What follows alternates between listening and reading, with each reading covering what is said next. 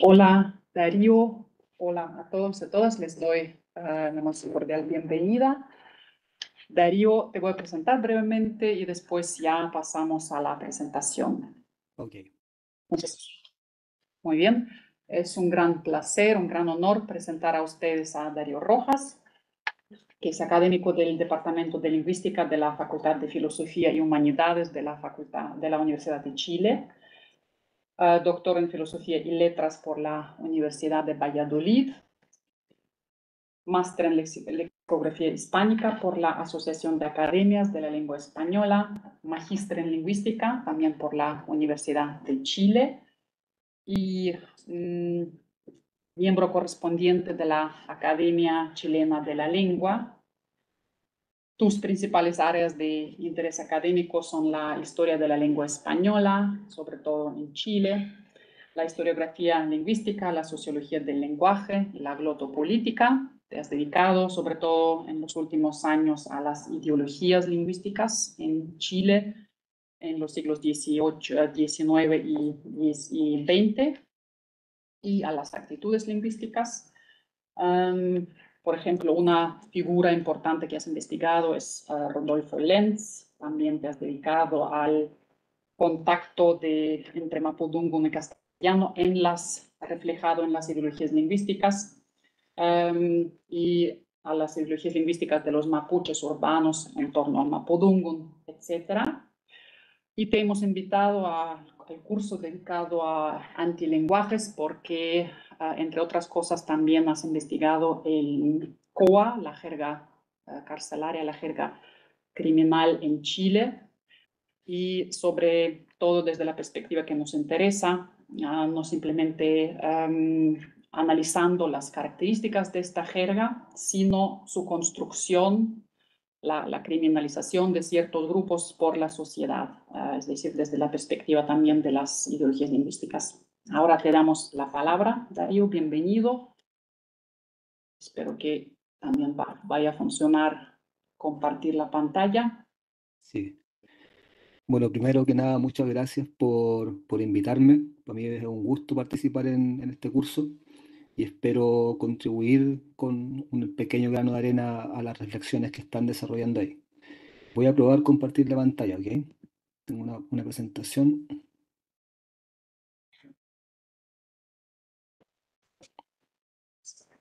Sí, ¿Se ve? sí, se ve. Ok. Bueno, lo primero es que, claro, ya Lidia lo dijo, pero tengo que aclarar que mi aproximación al COA siempre ha sido del punto de vista de las representaciones acerca del COA, ¿ok? Y eso pasa en buena medida también porque hay que partir del hecho de que esta variedad del lenguaje chileno es relativamente desconocida, ¿ya? Si ustedes se ponen a buscar bibliografía, en realidad no hay estudios concretos sobre el COA en Chile, ¿eh? Por supuesto que se van a encontrar con una serie que tiene una tradición histórica, una serie de diccionarios de COA, ¿ya? O de libritos de divulgación que pretenden justamente poner al alcance del público general el conocimiento acerca de esta variedad usada por el submundo delictual en Chile.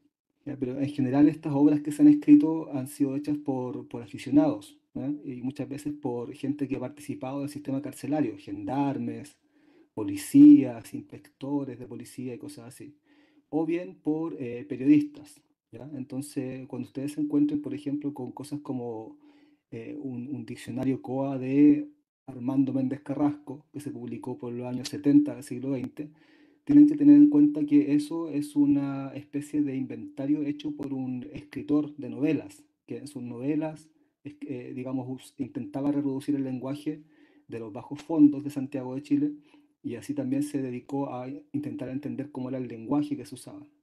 Otra obra bastante conocida es, por ejemplo, un libro sobre el COA, que no me acuerdo ahora cómo se llama exactamente, pero que es de un tipo que se llamaba Ricardo Candia, que es el diccionario más conocido hoy, probablemente entre el público. Y es lo mismo, el tipo este es un aficionado que ofrece, digamos, una lista de palabras y tiene algunas hipótesis más o menos disparatadas acerca del origen del COA. pero no hay estudios realmente hechos desde las ciencias del lenguaje, ¿ok? Y en buena medida esto creo que pasa por el problema que podemos graficar con la historia esta de Aquiles y la tortuga, ¿ya?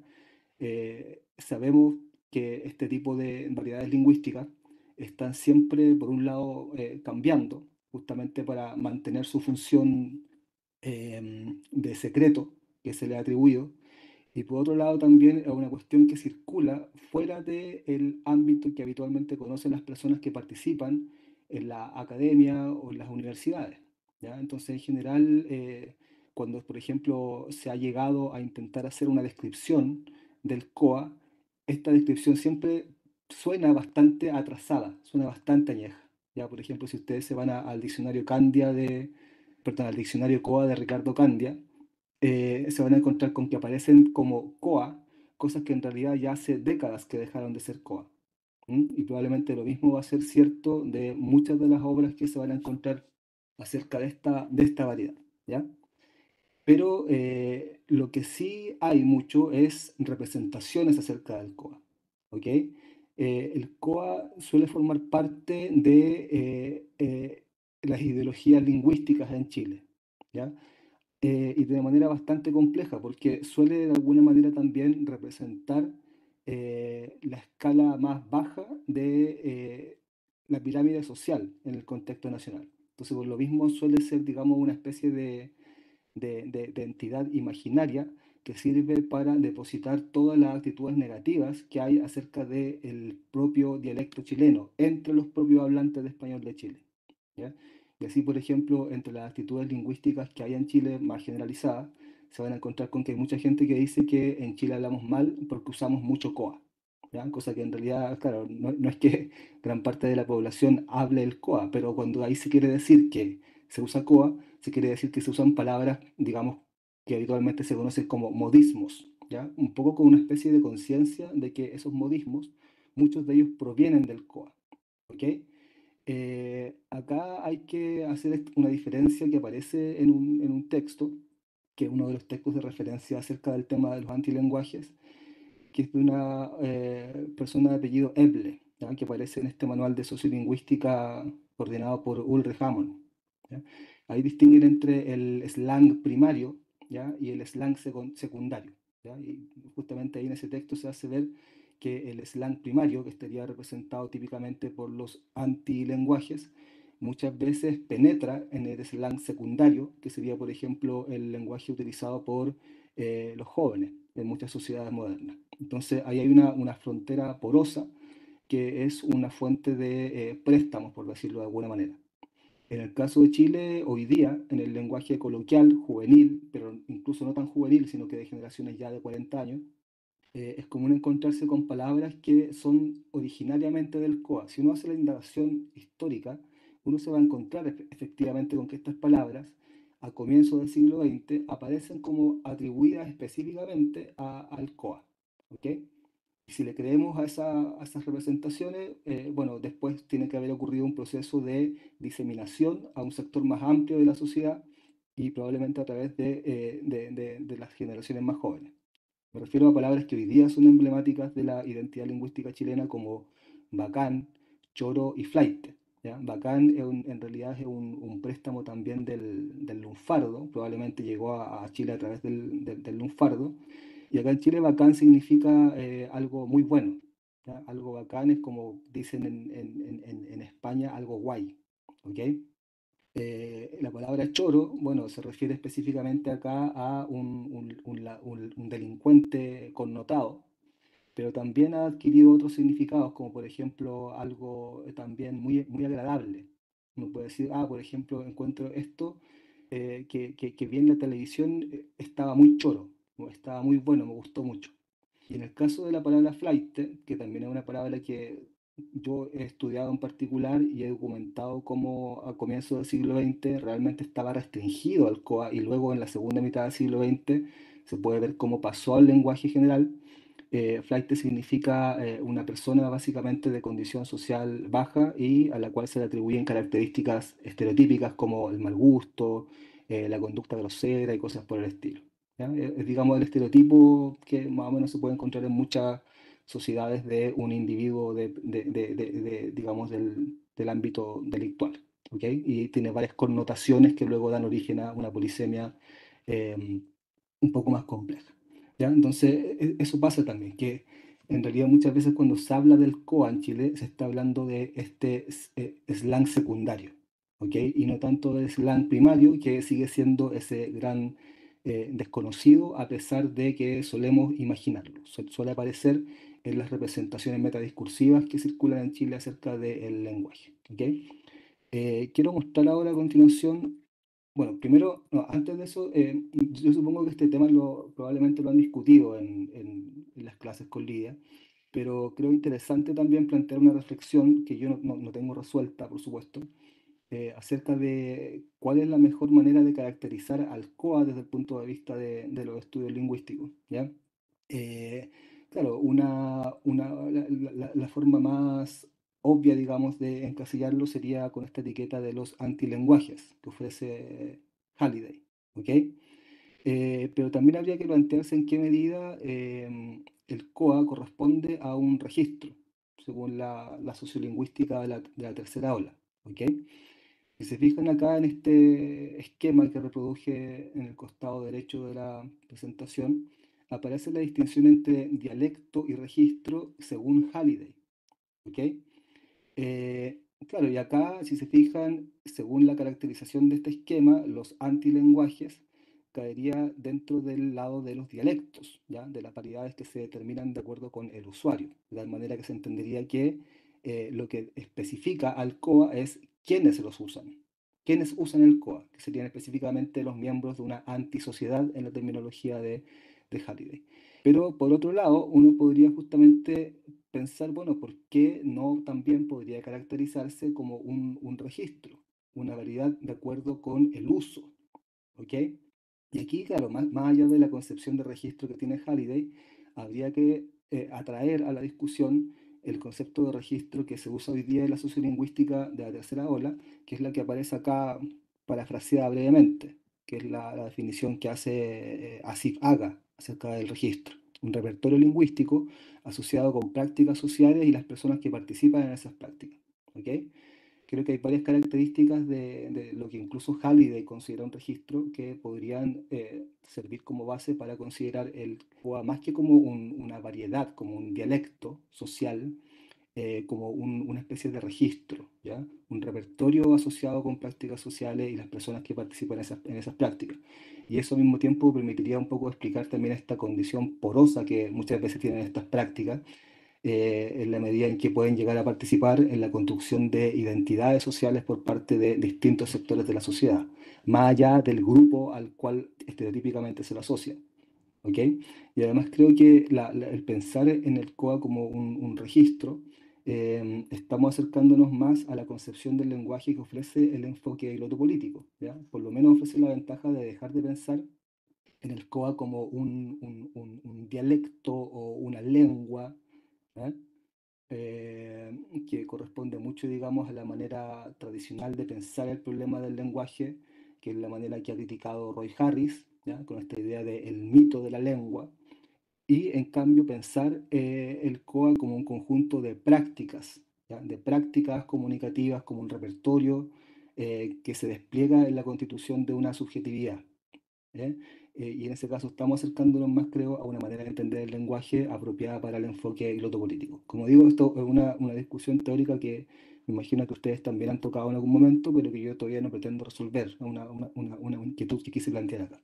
Otra cosa que quería mostrar algunos ejemplos, ¿ya? Justamente para hacer ver como, eh, esta condición un poco resbalosa del COA, de cómo muchas veces creemos estar escuchando COA y se nos escapa, ¿eh? Con esta idea de Aquiles y la tortuga, que es digamos un objeto de deseo para los investigadores, pero que muchas veces es muy difícil llegar a aprender o observar, porque simplemente los investigadores no solemos circular en los espacios donde se utiliza el COA, ¿ya?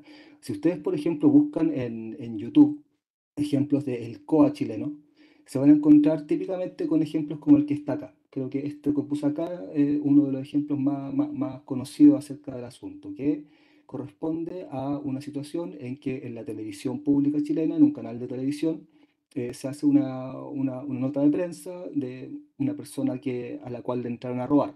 Y resulta que esta persona a la cual le entraron a robar es un delincuente muy connotado en la zona, ¿ya? Y es lo que se conoce como un lanza internacional acá en Chile, que son delincuentes chilenos que viajan habitualmente a Europa, ¿ya?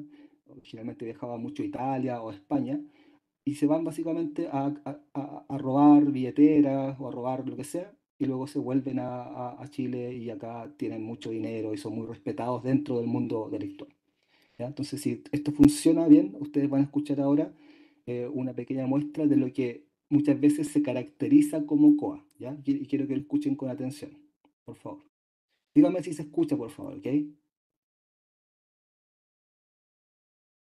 Fechorías. No, porque aquí lo tienen bien. ¿Se escucha? Sí, se escucha. Ok. Pensar que somos ladrones internacionales, ¿vio? Porque viajamos para Europa, donde tenemos 2 autos cada uno, a donde andamos tapados en joyas, donde andamos con millones, me quedaron el parabrisas del auto. Hace 3 semanas ya que está en policía local de Peñaflor. A producto de esto, cuando me quedaron el parabrisas, yo sin mentirle, me bajé con mi bate y pesqué a batazo a uno. Pero nunca pensé que me iban a ir a destrozar la casa de mi papá. Y ahí está la cosa. Llegaron hasta aquí adentro. Usted puede ver, aquí está el zapato del hombre que se metió para adentro. ¿Qué crees que va a ocurrir ahora?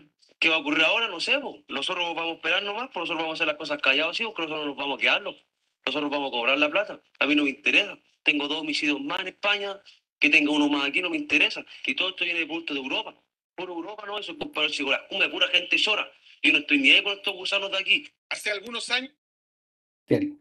A ver, si ustedes conocen algo chileno característico de las clases populares, ¿ya? Esta muestra, a pesar de que en el discurso público se los indica como una muestra de COA, en realidad no es ese slang primario que muchas veces queremos llegar a conocer, ¿ok? Acá hay simplemente, digamos, una serie de características fonético-fonológicas, prosódicas, algunas gramaticales también, y unas pocas léxicas, pero que de ninguna manera es imposible encontrarlas fuera del ámbito del mundo delictual. Este es un delincuente connotado y de alguna manera también exagera a veces en su gestualidad y en su lenguaje su condición de delincuente, pero creo que esto no es una muestra realmente representativa de lo que podríamos considerar COA, a pesar de que en el discurso público suele atribuírselo como tal. ¿Ok? Entonces esto da cuenta un poco de esa imaginación que tenemos en que el COA llega a entenderse de una manera mucho más amplia que lo que podría entenderse desde el punto de vista estrictamente lingüístico, ¿ya? Otra muestra que quiero que escuchemos es de una condición similar. ¿Bien?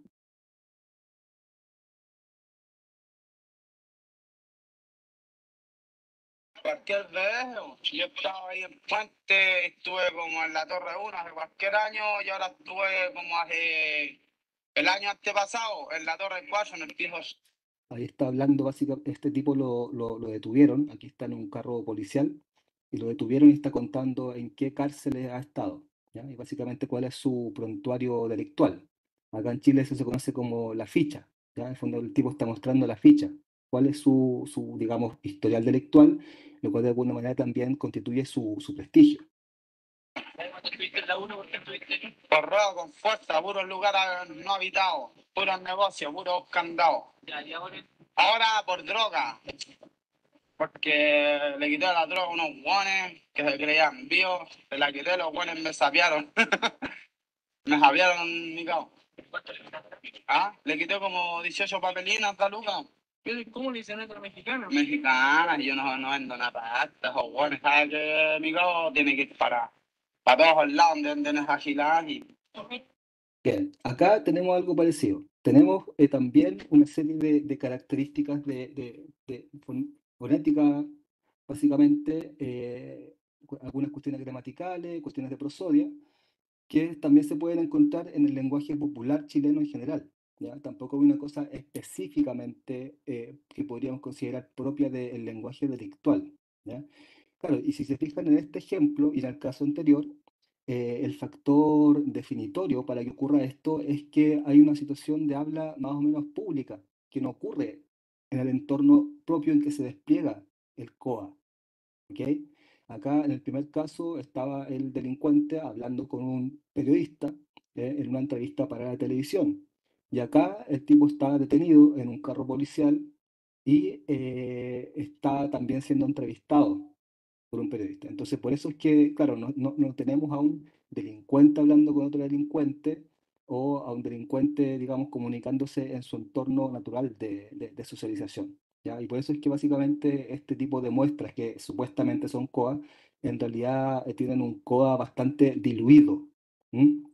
Un COA desdibujado, en donde lo único que sobrevive son las características que podríamos considerar del lenguaje popular chileno. ¿Bien? En cambio, si nos vamos a intentos de representación del COA en el ámbito artístico, muchas veces nos encontramos con algunas representaciones que podríamos considerar o que quienes han conocido el COA de primera mano pueden considerar más fieles, representaciones un poco más fieles a cómo es realmente el COA. ¿Ya?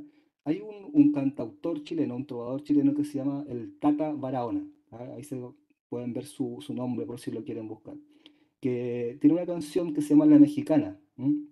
En Chile, de hecho, en el video anterior, si se fijaron, el tipo hablaba que le hizo una mexicana a alguien.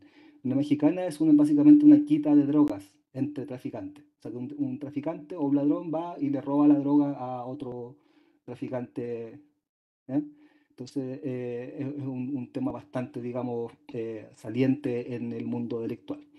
Y Tata Barahona tiene una canción que se llama La Mexicana, en donde lo que él hace es básicamente cantar en coa, ¿ya? Y si uno le pregunta a la gente que conoce realmente el coa, la impresión es que Tata Barahona logró capturar muy bien la sonoridad del coa, ¿ya? Y claro, lo interesante es que este cantautor chileno logró capturar un poco la musicalidad, ¿ya? Este tipo, de hecho, también se ha acercado estéticamente al lenguaje de los mercados en que se venden verdura y fruta en Chile, al aire libre, en donde también él encontraba que los gritos de los vendedores ambulantes también tienen una musicalidad, que es posible cantarlo, el lenguaje. Y en el caso del COA, él también pensó lo mismo. Entonces aquí cuenta una historia, digamos, cantando en COA, tratando de reproducir su musicalidad y en todos los aspectos, digamos, fonéticos, fonológicos, prosódicos y léxicos, es bastante certera la representación que este artista intenta hacer. ¿M? Voy a ponerlo un pequeño segmento para que se hagan una idea. La marihuana me deja los ojos rojos, lorea, vos loco. La marihuana me deja los ojos terribles, loco, vos loco.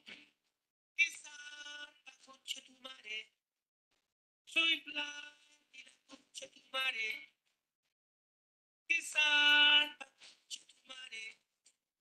Soy blanca y la concha tu madre.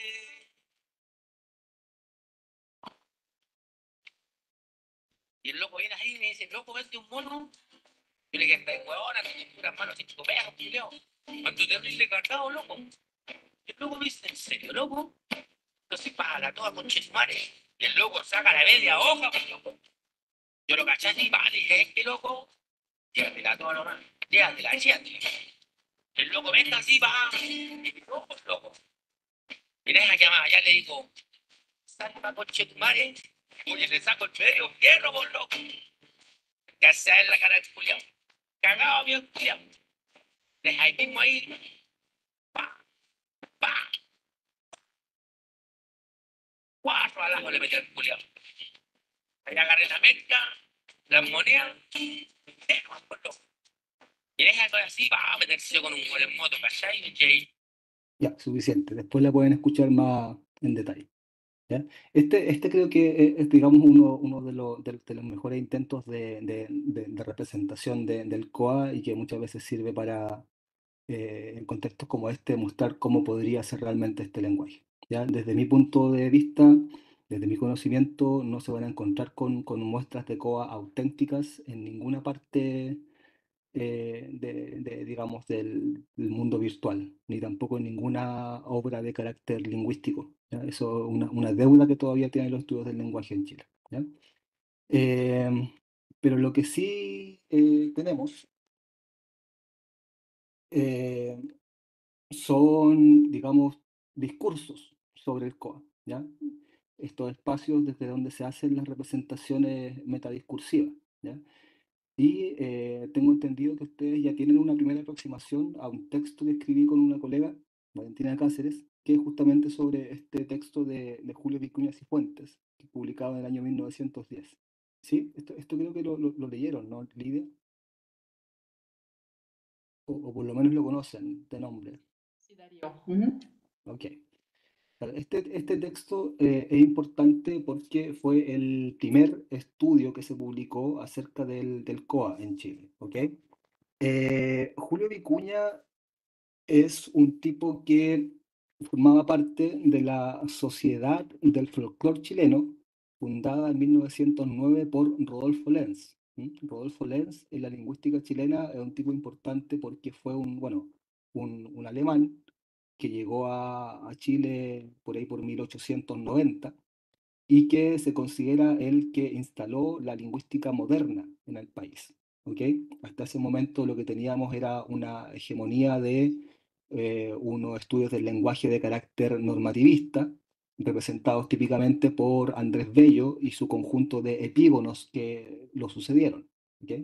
Entonces existía la idea de que estudiar el lenguaje era básicamente enseñar a hablar y escribir correctamente, ¿ya? Que era un arte en realidad y que todo estudio del lenguaje debía ser normativo.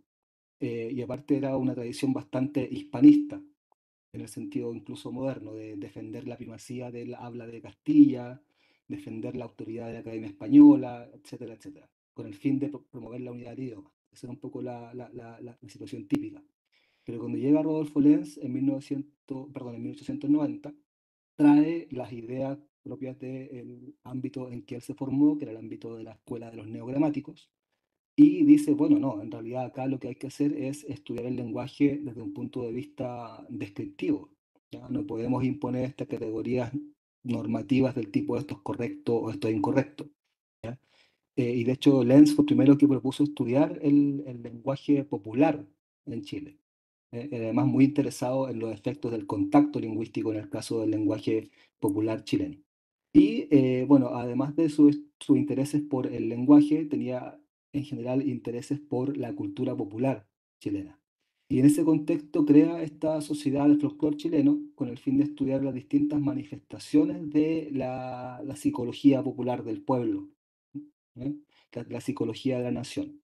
Y entre esos objetivos de la sociedad del folclore chileno estaba estudiar el lenguaje, además de otras manifestaciones, digamos, discursivas de carácter literario, por ejemplo, las décimas, los versos, las adivinanzas, los cuentos y cosas por el estilo.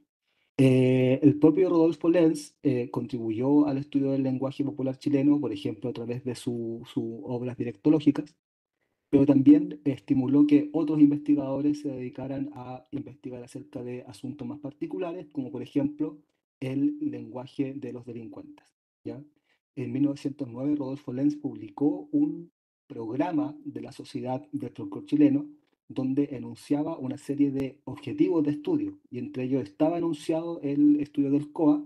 Y bueno, en realidad este caballero Julio Vicuña ya venía desde hace algunos años estudiando esto, entonces en el fondo de alguna manera Lenz eh, integró el proyecto de estudio de Julio Vicuña a el proyecto de la Sociedad Folclore Chilena. ¿Mm? Y lo interesante es que en el marco general de la obra de la Sociedad Folclore Chileno, la obra de Vicuña cumple una función muy específica en cuanto contribuye a levantar conocimientos útiles para el aparato carcelario chileno. ¿Mm? Entonces ahí se ve un poco también cuál es la finalidad glotopolítica global de esta representación metadiscursiva.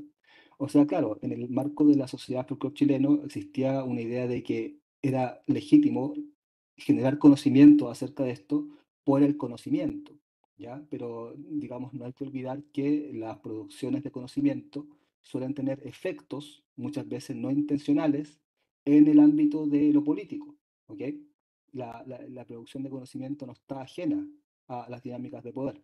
Entonces, básicamente acá Julio Vicuña ofrece una herramienta bastante útil para que el aparato carcelario pueda de alguna manera interactuar con los delincuentes y al mismo tiempo, y esto creo que es lo más importante, crea una representación acerca del COA que es funcional para legitimar el lugar subordinado que tienen los sectores populares en el ordenamiento social chileno. En este momento, toda esta obra de levantamiento de conocimientos por parte del ENS y la Sociedad Folclor Chileno llega a integrarse igualmente en el proyecto de constitución del ordenamiento social chileno. Tiene ese efecto glotopolítico. Si no finalidad, al menos tiene ese efecto glotopolítico, ¿ya? De contribuir a la legitimación de la desigualdad a través de las ideologías lingüísticas que construyen. ¿Bien? A ver, aquí había puesto algunas cosas de contexto, pero me interesa sobre todo destacar que lo importante para entender cómo surge este interés por el COA y por lo popular en general en Chile es que hacia fines del siglo XIX Chile se había enriquecido mucho en la medida en que había logrado dominio sobre territorios del norte muy ricos en minerales, ¿eh? En salitre y en otros minerales, y al mismo tiempo se había expandido hacia el sur, hacia la zona que hoy día es de los mapuches, y por lo tanto había entrado, digamos, en un periodo de expansión capitalista, ¿ya? Y eso genera también en la urbe, básicamente en Santiago, la aparición de lo que se vino en llamar la cuestión social, ¿ya? El hecho de que en el fondo se empezó básicamente a notar cómo esa riqueza estaba muy mal distribuida y había una acumulación de mucha pobreza muy visible en el ámbito urbano, hasta tal punto que las élites dominantes no podían ignorar el problema y empezó a plantearse como una cuestión por resolver. Bueno, ¿cómo hacemos con los, básicamente la pregunta, por decirlo de una manera caricaturesca, es ¿qué hacemos con los pobres? Ahora que somos ricos, ¿qué hacemos con los pobres? ¿Ya? Y en general, esto se planteó en términos de cómo incorporar a estos otros, a los sectores subalternos, en el proyecto de nación moderna que se quería construir en ese momento, ¿ya? De tal manera que empezaron a ser objeto de interés por parte del Estado de manera bastante explícita los indígenas, los mapuches en particular, y también los subalternos urbanos, ¿ya? Que están caracterizados básicamente por una figura que se conoce como el roto chileno. ¿Mm? Y también los subalternos campesinos, que estarían caracterizados por la figura del guaso. El roto y el guaso serían, digamos, dos figuras estereotípicas de la subalternidad del Chile desde fines del siglo XIX y en buena parte del siglo XX. ¿Okay? Entonces, en el marco de esta construcción de este ordenamiento social, a partir de ese problema de la cuestión social, es que se plantean cuestiones como, por ejemplo, bueno, ¿qué hacemos con toda esta delincuencia? ¿Cómo, digamos, desde el Estado generamos dispositivos para hacernos cargo del problema de la delincuencia? Y justamente por esos años, fines del siglo XIX, comienzo del siglo XX, es cuando se gesta un sistema carcelario en Chile, ¿ya? Y lo interesante es que el surgimiento del sistema carcelario en Chile coincide con el auge de la criminología, digamos, de base positivista que se desarrolla en Europa, sobre todo gracias a César el Hombroso. ¿Ok? Y que en el caso de la lengua española tiene como principal representante a un tipo que se llamaba Rafael Salillas. Tanto las teorías de César el Hombroso como las de Rafael Salillas sirvieron de marco general para lo que hizo Julio Vicuña Cifuentes en el caso del COA en Chile. ¿Ok? El punto es que todo este conjunto de investigaciones sobre el COA contribuye a la cientificación del clasismo y el racismo. ¿Ok? En el fondo se van a encontrar con cuestiones como que, no sé, se tomaban medidas de los cráneos de los delincuentes y se intentaba argumentar a partir de ciertas cuestiones biológicas y que estas personas estaban predispuestas al crimen y que lo único que cabía hacer era un poco meterlo en la cárcel y asegurarse de que en la cárcel estuvieran bien sujetos al control del Estado, ¿ya? Claro, en el caso particular de la obra de Vicuña, Vicuña elaboró su investigación con el apoyo del aparato carcelario, ¿ya? Como suele pasar en gran parte, de hecho prácticamente todas las investigaciones sobre el COA que se han hecho en Chile, fueron gendarmes, policías, quienes sirvieron de informantes a Vicuña, ¿ya? Vicuña no sabemos si es que realmente alguna vez logró hablar con algún delincuente, con alguna persona encarcelada y llegó a conocer de primera mano el COA. Probablemente no. Probablemente solamente se contentó con hacer encuestas al personal de las cárceles. ¿Ok? De tal manera que cabe pensar que la obra de Vicuña fue justamente posible gracias al interés que tenía el sistema carcelario en la información que le iba a recoger. ¿Ok? Y que es una, digamos, dinámica que se puede encontrar en gran parte de las obras sobre los antilenguajes que se publican en Latinoamérica durante buena parte del siglo XX. ¿Ya? Me voy a saltar un poco esto de la influencia de Salillas, que creo que si leen el artículo lo pueden ver más en detalle, para pasar un poco más a la sustancia del texto. Lidia, ¿cómo estamos de tiempo? ¿Hasta qué hora tenemos? Estamos bien, Darío. Tienes 15, 20 minutos y hasta 30 como máximo, sin problemas. Ok. Ya, bueno, entonces, dicho de manera bastante resumida, la teoría de Lombroso y de Salillas es básicamente que el lenguaje criminal refleja el espíritu, ¿ya? Refleja la mentalidad de los delincuentes. Entonces, en el fondo es interesante conocer el lenguaje de los delincuentes por eso, ¿ya? Y en ese sentido, esta postura es muy compatible con los postulados de la Sociedad del Folclore Chileno y los postulados de Lenz, que decían básicamente interesa justamente estudiar el lenguaje popular para entender la mentalidad popular. Y acá se circunscribe específicamente al ámbito de los delincuentes. Entonces, para el aparato estatal, si es que se llega a conocer la mentalidad de los delincuentes, hay una posibilidad de mayor control del crimen. Esa es la lógica que explica la utilidad de este tipo de obras. ¿Bien? Entonces, Vicuña en su librito tiene un estudio introductorio bastante largo en donde se dedica un poco a hacer una especie de caracterización descriptiva, pero también alguna especulación teórica acerca de la naturaleza del COA chileno, ¿ya? Y en el fondo concluye que el COA chileno es básicamente en sus características fundamentales muy similar a otros antilenguajes, digamos, otros lenguajes delictuales que se pueden encontrar en distintas partes del mundo, ¿ya? Dice básicamente también que el COA no es una lengua distinta, completamente diferenciada del castellano, ¿ya? Sino que es lo que él llama, siguiendo Salillas, un lenguaje parasitario, ¿bien? En el sentido de que es una cosa que se apoya en el castellano y que luego a partir del castellano desarrolla algunas particularidades, pero que no alcanzan a ni siquiera plantearlo como un dialecto diferenciado, ¿ya? Y esta idea de que es un lenguaje parasitario no es tampoco una idea gratuita en la medida en que plantea también que el delincuente no es capaz de crear cosas originales, de crear cosas nuevas. Un poco como que la capacidad humana de crear cosas, de crear, entre otras cosas, formas de comunicarse, está completamente ausente en el criminal porque el criminal es una especie como de ser primitivo, ¿ya? Hay toda una serie, por supuesto, de asunciones racistas, evolucionistas, que están en el fondo de toda esta teoría acerca de la relación entre lenguaje, cultura y sociedad. ¿Bien? Entonces, el COA sería específicamente la versión chilena de este tipo de antilenguaje que se pueden encontrar en todas partes del mundo. ¿Ok? Y algunas de las características típicas del COA para Vicuña serían justamente la pobreza del léxico y la abundancia extremada de la sinonimia, que hasta hoy día muchas veces se siguen, digamos, atribuyendo a los antilenguajes.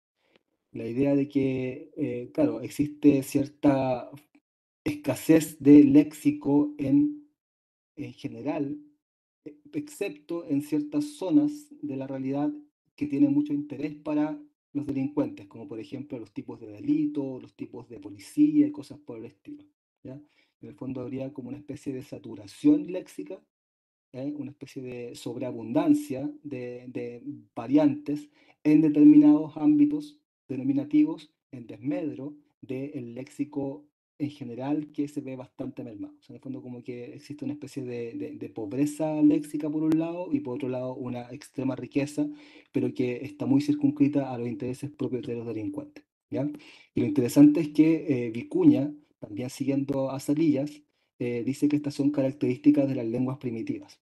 ¿Ya? Entonces, en el fondo, igual como en el caso de los indígenas para estos sujetos, las características de la variedad comunicativa que usan los delincuentes denota justamente esa condición primitiva. ¿Ok? Además, claro, como Vicuña comparte la concepción de los criminales como seres humanos degenerados, ¿ya? O primitivos, que de alguna manera tienen características atávicas, ¿ya? Se pueden encontrar en su discurso acerca del COA ideas que apuntan a que las representaciones mentales que están contenidas en el léxico del COA reflejan esa psiquis degenerada de los delincuentes, ¿ya? Y en general puede ser degenerada, una mentalidad considerada primitiva, una mentalidad considerada corrupta o cualquier otro calificativo que pueda apuntar a que los hablantes de COA son, desde algún punto de vista moral o psíquico, inferiores respecto de la población que no pertenece al mundo delictual, ¿ya? Aquí hay una cita que reproduce Vicuña y que pertenece justamente a este autor César el Hombroso, que refleja muy bien esta idea. ¿Ya? En alguna parte Vicuña cita al Hombroso para decir que los delincuentes hablan como salvajes porque son salvajes que viven en medio de la brillante civilización europea. De allí que emplean frecuentemente como los salvajes la onomatopeya, el automatismo, la personificación de los objetos abstractos. ¿Ya? Eh, o sea, al final lo que uno puede encontrarse en el texto de Vicuña acerca del COA es la ubicuidad de este proceso de, digamos, construcción de la diferencia lingüística que Judith Irving y Susan Gall llaman la iconización. ¿Ok? O sea, hay una construcción de el COA como si fuera una especie de manifestación natural de la condición espiritual o psíquica de los hablantes de COA. ¿Ya? En el fondo, el COA tiene características que se deben a cómo son sus hablantes. ¿Bien? Y lo interesante es que hay que tener en cuenta que este es un proceso de construcción ideológica, ya que la iconización siempre parte de la indicialidad que asocia ciertas variantes lingüísticas con ciertos hablantes y luego intenta naturalizar o racionalizar esa relación indicial para hacerla motivada. ¿Ya? Y es un proceso, digamos, activo que apunta a digamos, la creación de regímenes de normatividad social y que se basa justamente en la adición de una valoración a la diferencia, que es el hecho de partida. ¿Ya? Y eso es lo que uno podría considerar que forma parte fundamental del proceso de representación metadiscursiva del COA que se encuentra en el texto de Julio Vicuña. ¿Ok? La iconización. Y otra cosa importante es que justamente esta naturalización de esta construcción ideológica de la diferencia lingüística aparece también legitimada por el hecho de que el modo de enunciación que adopta Vicuña en su obra es la de la ciencia, la del discurso científico. Piensen ustedes que COA, el libro, este COA de Julio Vicuña, está inscrito eh, como parte de la obra de la Sociedad del Folclore Chileno. Y en ese punto, Vicuña recurre a la autoridad y legitimidad que le concede formar parte del proyecto de investigación planteado por Rodolfo Lenz. Rodolfo Lenz, ya por esos años, por la primera década del siglo XX, estaba instalado en Chile como una autoridad en el ámbito de la ciencia. ¿Ya? Y justamente lo que esperaba un Estado en ciernes de modernización como era Chile, era que sus políticas se fundamentaran en conocimientos científicos. ¿Ya? Mira, déjame un segundo volver a una diapositiva donde aparecía una foto de la portada del libro. ¿Ya? No sé si se alcanza a ver bien, pero acá debajo del título y del nombre del autor dice obra presentada e impresa por su autor al Congreso Científico Internacional que se reunirá en Buenos Aires, bla, bla, bla. Además enuncia claramente eso, cuál es el contexto, cuál es el lugar de enunciación de su obra, que es el lugar de la ciencia. Y ese lugar de enunciación es lo que al final termina generando la autoridad también de esta obra. Esta obra puede ser utilizada como un insumo para la política carcelaria chilena por el hecho de que está enunciado desde la ciencia, ¿ya? Y eso hay que ponerlo en relación justamente con que la lingüística moderna, esto ya forma parte un poco del aparato de producción de conocimientos de una lingüística que podríamos considerar moderna. La lingüística moderna contribuyó habitualmente en digamos, siglo XIX y en el siglo XX también a naturalizar la construcción ideológica de la diferencia lingüística. ¿Bien? De tal manera que podría llegar a plantearse que el estudio de Julio Vicuña se plantea como un estudio que ofrece evidencias para las políticas criminales, ¿ya? Muy en la lógica de lo que se encuentra hoy, de que los estados quieren hacer políticas basadas en evidencia. Eso no es una lógica solamente de hoy, también se puede ver en este momento. Y de hecho hay un par de partes del prólogo de la obra de Vicuña en que aparece claramente tematizado esto, ¿ya? Por ejemplo, en una parte Vicuña dice, la lectura del vocabulario permitirá ahora a los que no hayan acompañado hasta aquí, no, perdón, a los que nos hayan acompañado hasta aquí, buscar del mayor o menor acierto con que hemos discurrido. O sea, en el fondo la idea es que lo que está ahí no es tanto una interpretación como una presentación de datos. ¿Ok? Eso es una manera que tiene Vicuña para hacer ver más objetivo, más científico su estudio acerca de el COA, ¿ya? Y además, en otras partes, por ejemplo, dice que él hace su presentación con arreglo a la clasificación que su propio estudio, se refiere al material empírico del que él parte, no sugiere. La idea de que en el fondo los datos hablan por sí solos y no es él como sujeto el que está imponiendo una interpretación sobre los datos, ¿ya? De tal manera que son recursos que él tiene para un poco elidir la subjetividad del investigador. Bien, y eso también responde a este afán, a este deseo de presentarse como un discurso científico. Y además, bueno, acá no lo puse en detalle, pero ustedes lo pueden ver si es que se meten a ver el librito de Julio Vicuña. Hay algunas partes donde ofrece clasificaciones muy minuciosas, o sea, esta especie de operación de disección del cuerpo de la lengua, que es característico de los procedimientos de la lingüística que surge desde el siglo XIX en adelante. ¿Mm? Eh, a propósito de esto, este texto de Julio Vicuña lo pueden encontrar en línea.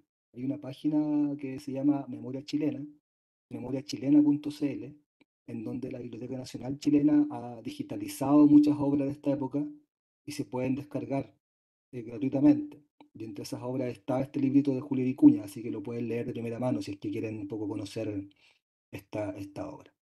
Entonces, como conclusión, lo que podríamos decir es que esta obra de Julio Vicuña, así como muchas otras asociadas al círculo de Lenz, lo que hacen es recoger información sobre los sujetos que podríamos considerar fronterizos, que son fronterizos en distintos sentidos, por ejemplo, en un sentido geográfico, en un sentido social o en un sentido racial, ¿ya? Por ejemplo, en el caso de la obra de Lenz, sobre los préstamos del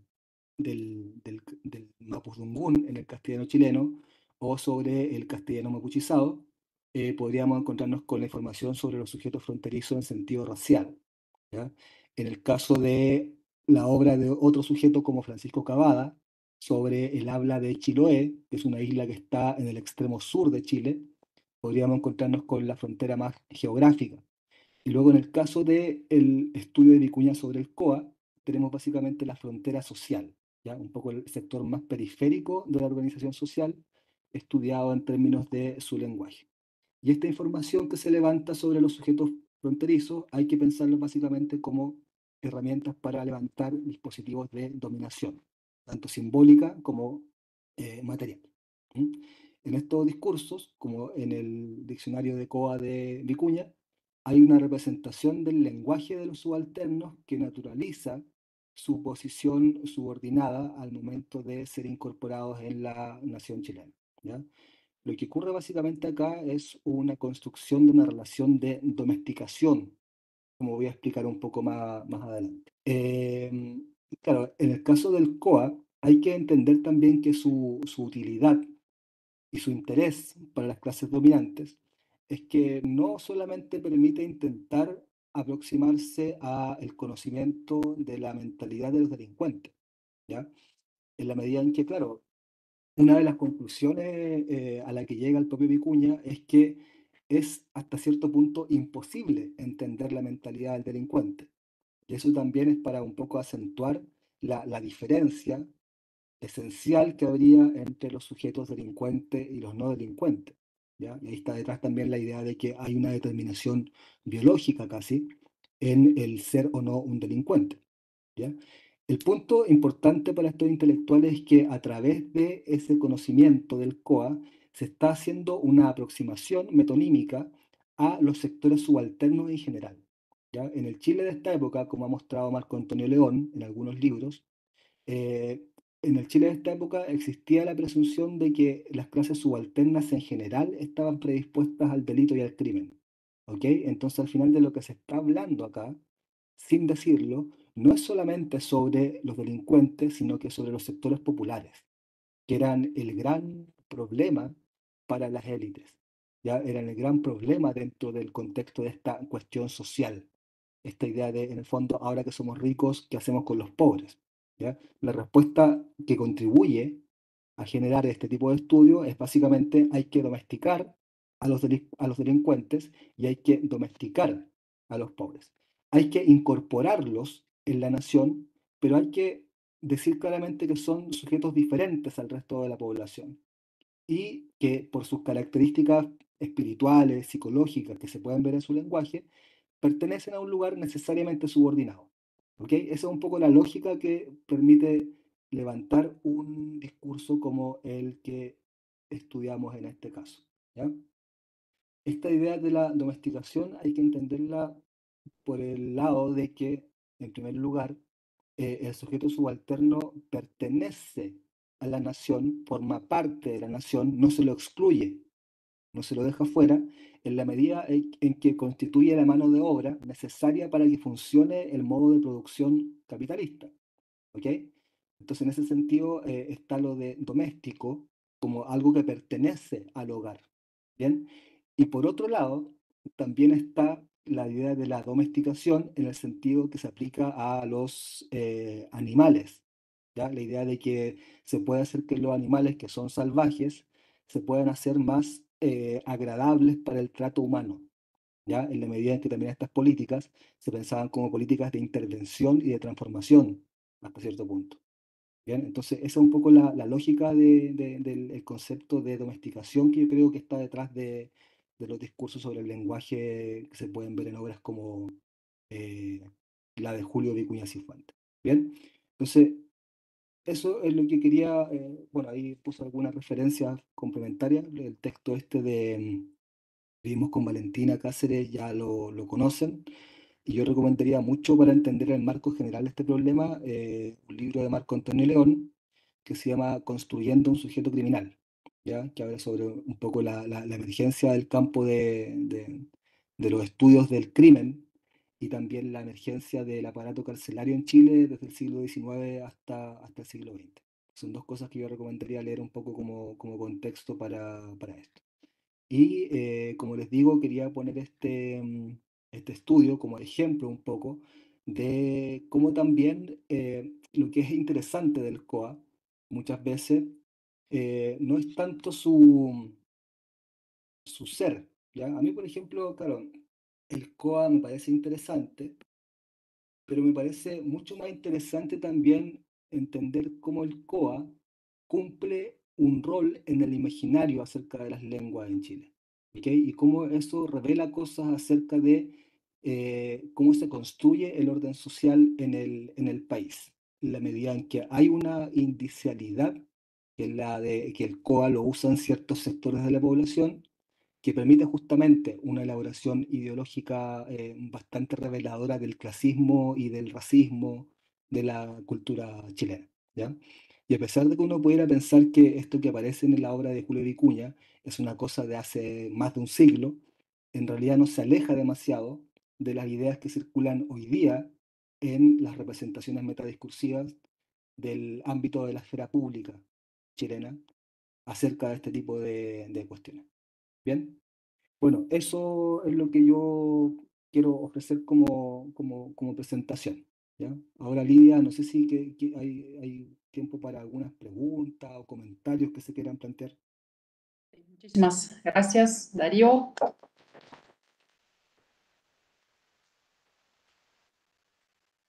Gracias por esta presentación muy detallada, muy bien reflexionada, que se encaja muy bien también en el contexto de nuestro curso, que demuestra muy bien que el COA, como otras jergas áreas, es más bien una construcción que algo que tenga ciertas características. Sino si se construye un acervo perfecto, digamos, para los usos lingüísticos de las clases populares, de los sectores populares, los jóvenes, de las minorías étnicas, por ejemplo. Lo hemos visto en el caso de España, cómo se construyen los gitanos como criminales prototípicos, o en Cuba los afrodescendientes. Y te quería preguntar, quería arrancar con la primera pregunta sobre la criminalización de los mapuches, si esto ocurre también en Vicuña, si él, por ejemplo, en su glosario, en su libro, también nombra sí, elementos de Mapudungun como constituyentes del COA. Sí, esa es una buena pregunta. Hay que tener en cuenta que a pesar de que Vicuña está escribiendo desde el entorno de Lenz, que estaba muy interesado en el tema del contacto entre mapudungun y castellano, muchas veces uno se encuentra con que estos autores eliden el asunto del mapudungun. ¿Ok? Tanto, mira, piensa que a comienzos del siglo XX había un autor que se llamaba Nicolás Palacios, que era un tipo que era un etnonacionalista. ¿Ok? Creía que había una raza chilena, que era una raza guerrera y que tenía un lenguaje dialectal que era también manifestación de su espíritu.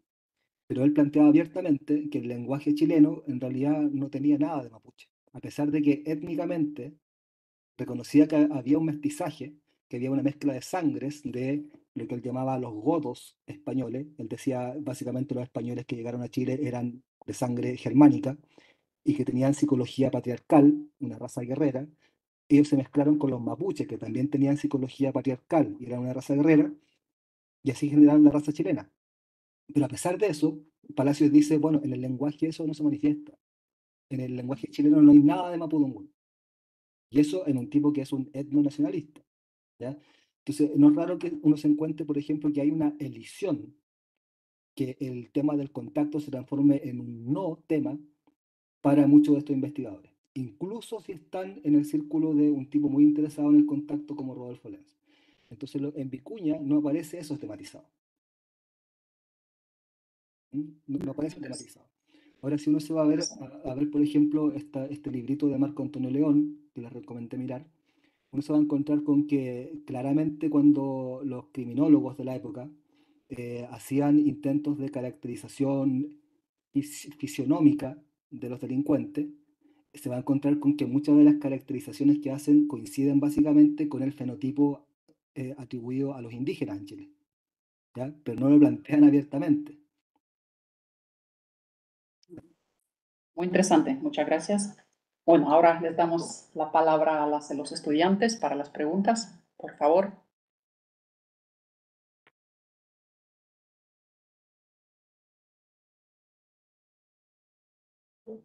Juan, por favor. No sé si me escucha bien. Sí, ¿Puede escuchar?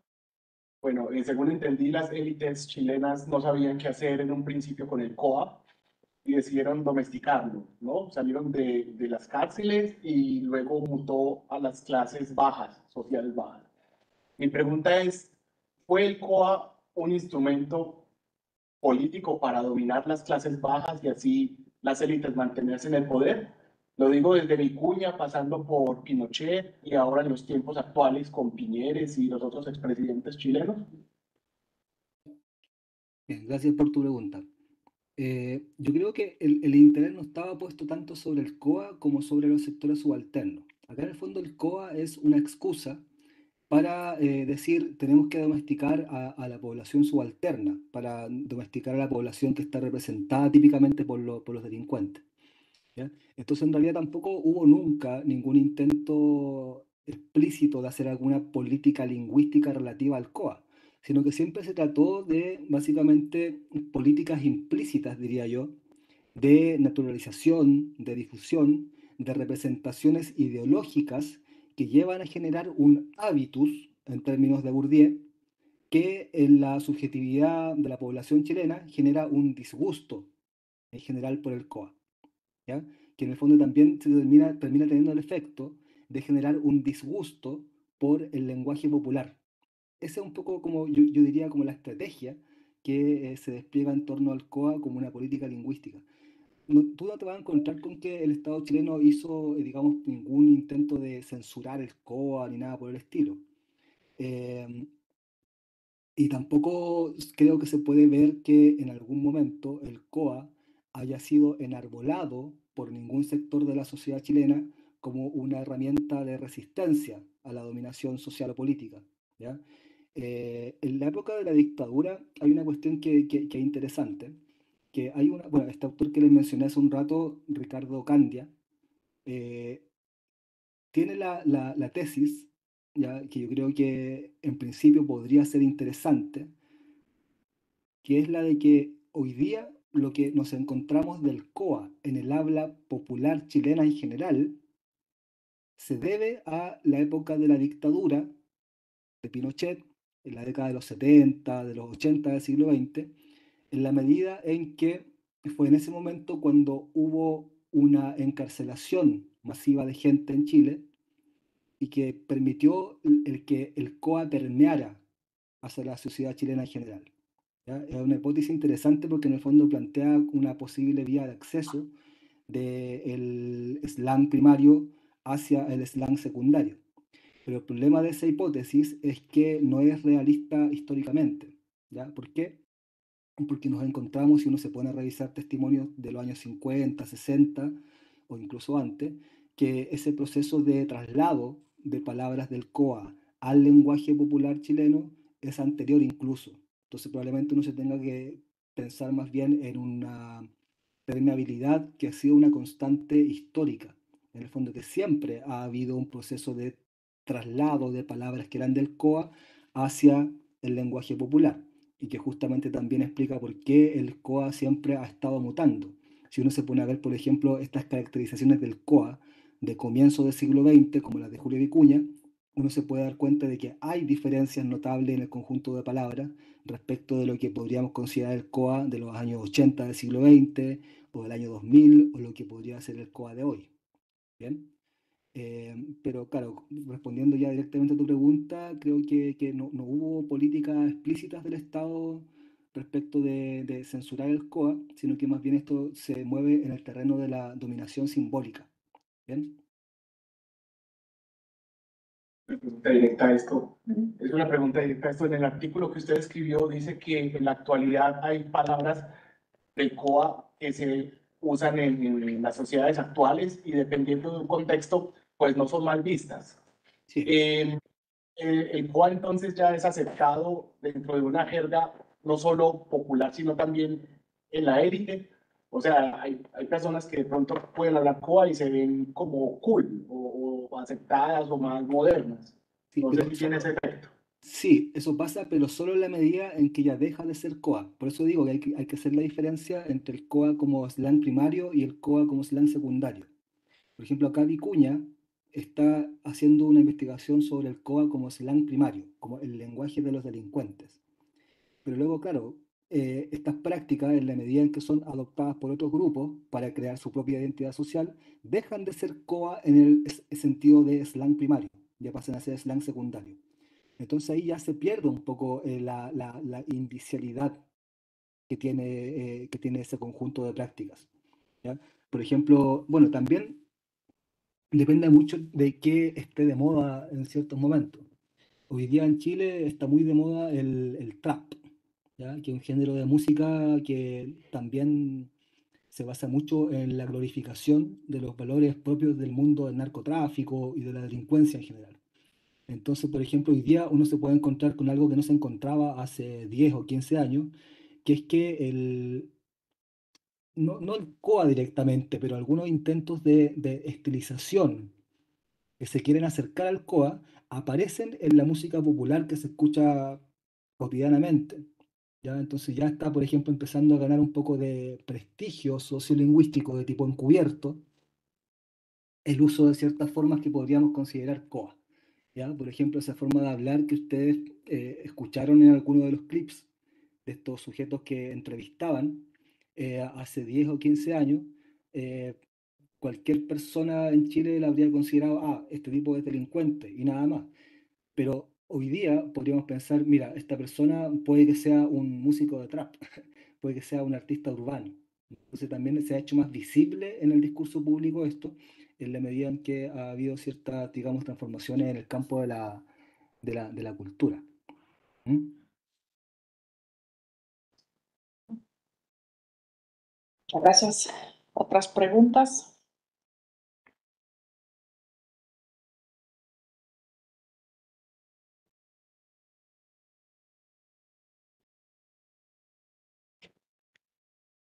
Sí, me pregunto. ¿Puedo hablar así? Sí, Vale. se escuchan. Sí, hemos hablado sobre la cientificación del crimen y que Vicuña hizo exactamente eso, ¿no? Que adhirió al postulado espíritu del crimen, o del criminal. Y usted, si recuerdo bien, dice en su texto que autores como Vicuña sabían bien lo que estaban haciendo, que esto era un mecanismo político, pero lo que yo me estoy preguntando cuando leo esos textos es siempre hasta qué grado sabían ellos lo que estaban haciendo, porque Sí.